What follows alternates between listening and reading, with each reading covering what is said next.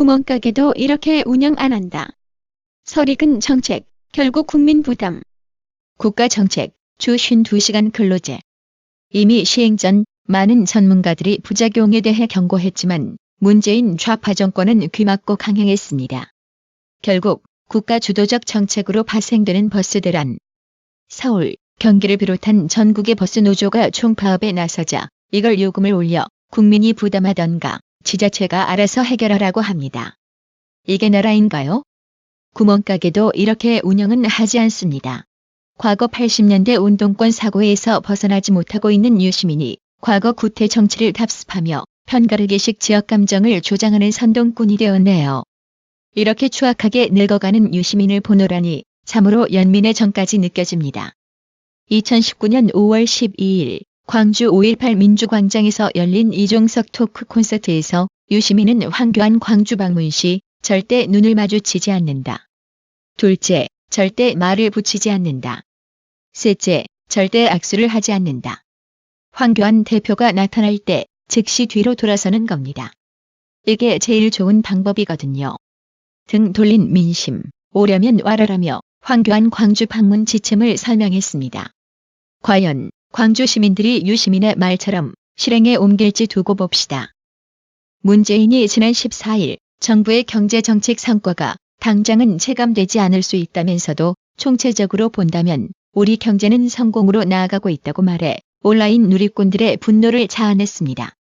소식을 전한 해당 기사는 16일 현재 무려 2만 6천 명 이상이 환하여를 클릭했고 댓글은 1만 5천 개 이상이 달렸습니다. 순공감 순으로 댓글 몇 개를 소개해보자면 주문, 이 사람 정말 제 정신 아닌 것 같은데요? 대통령직 수행하기에 부적합한 거 아닌가요? 라 했고 여는 차라리 박근혜가 문재인보다 낫다면 공감, 아니라면 비공감이라는 댓글을 달아 무려 1만 6천 명 이상이 공감을 받았고 락은 문재인은 진짜 자기가 보고 싶은 것만 보는구나라며 일침을 날렸습니다.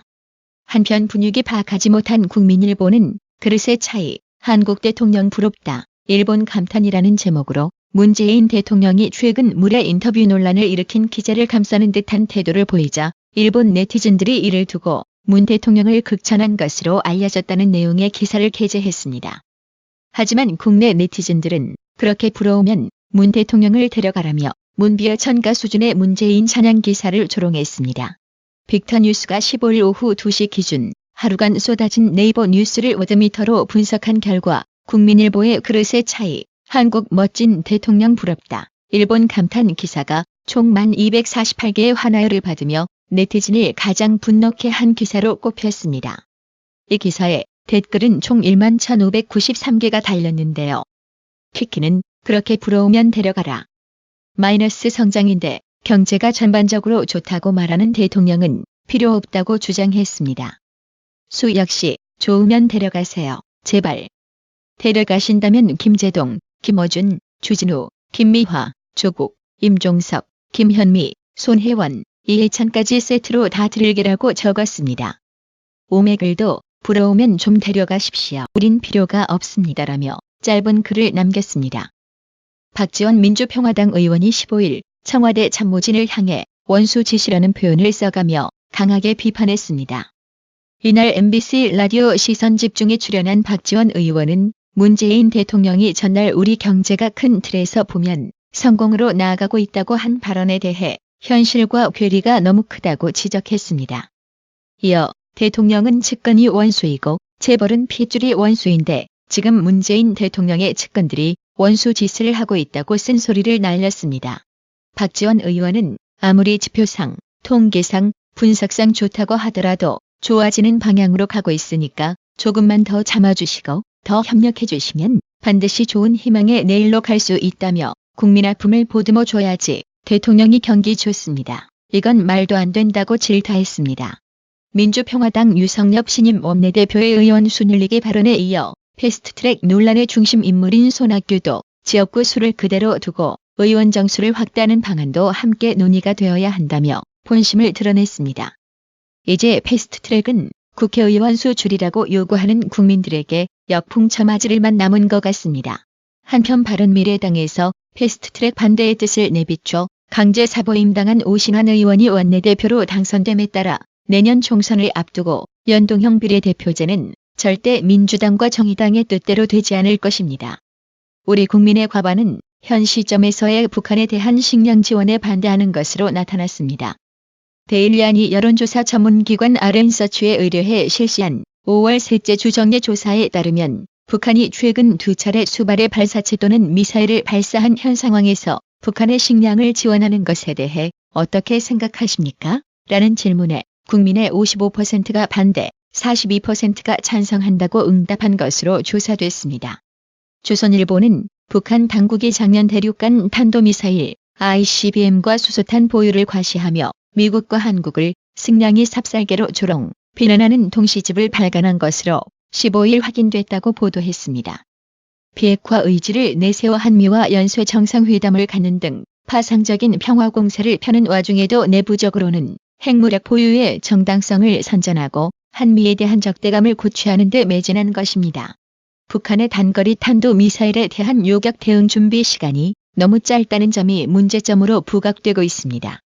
현재 운용되고 있는 미사일 방어 체계로는 막기 어려운 데다가 선제 타격을 위한 시간 또한 부족하다는 지적이 나옵니다.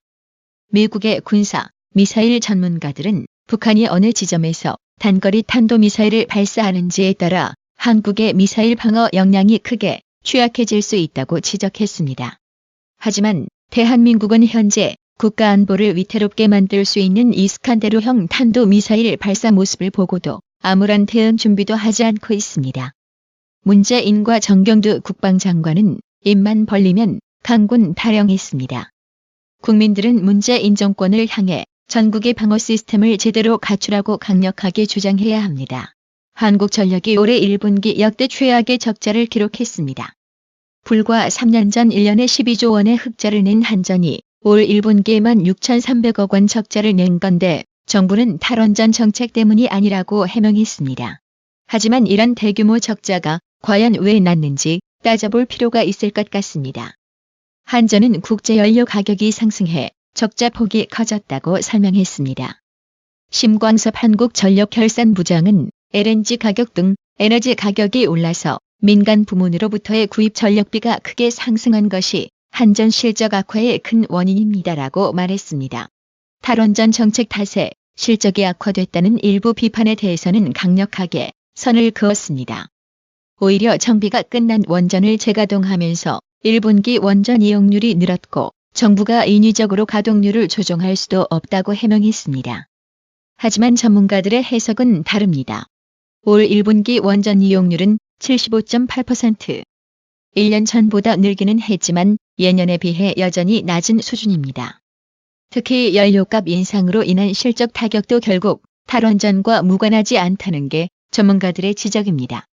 원전 공백이 커지다 보니 LNG로 만든 비싼 전기를 구입했고 결국 손실이 커졌다는 얘기입니다. 정영훈 카이스트 원자력공학과 교수는 원전 발전량이 늘었지만 여전히 과거만 못하다며 원전 안전을 내세우지만 경납 건물 공급은 정기적인 예방 정비로 충분한데 무조건 가동을 중단시키며 가동률이 예전만 못한 게 원인이라고 지적했습니다. 이덕환 서강대 화학과 교수는 한 개에 3조에서 4조 원이면 지을 수 있는 원전을 줄이고 수십조 원이 들어가는 비싼 재생에너지로 전환하다 보니 연료비가 비싼 LNG가 늘면서 한전 적자도 커지고 있다고 말했습니다.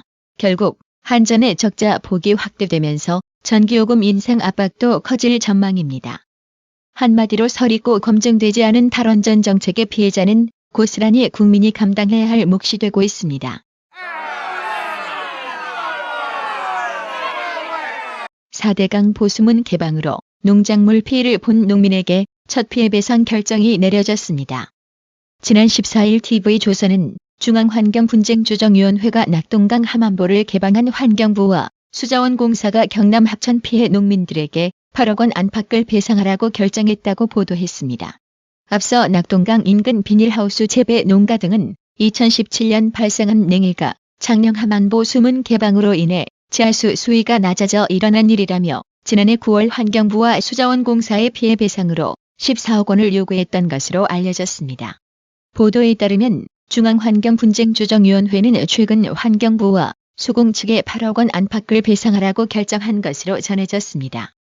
농작물 피해 발생을 우려한 농민들의 의견을 듣지 않고 볼을 개방한 책임이 있다고 본 것입니다. 다만 수막 재배를 했더라도 일부 냉해가 발생했을 가능성이 있고 관정 관리에도 문제가 있을 수 있다며 피해액을 60% 정도만 인정하라고 한 것으로 알려졌습니다. 농작물 피해를 처음 인정한 이번 결정으로 수문을 개방한 다른 4대강 보주변 지역 농민들의 피해 배상 요구도 이어질 전망입니다. 특히 상주보와 승촌보 인근 농민들이 지난해 말과 올해 초 제기한 17억 원대의 피해 배상액 산정에도 영향을 줄 수 있다는 것입니다. 이준영님, 김주영님, 구독료 후원 정말 감사드립니다. 나라의 TV는 보다 더 양질의 컨텐츠를 생산하기 위해 자발적 구독료를 후원 형식으로 받고 있으니 많은 성원 부탁드립니다. 시청해주셔서 감사합니다. 구독은 꼭 눌러주세요.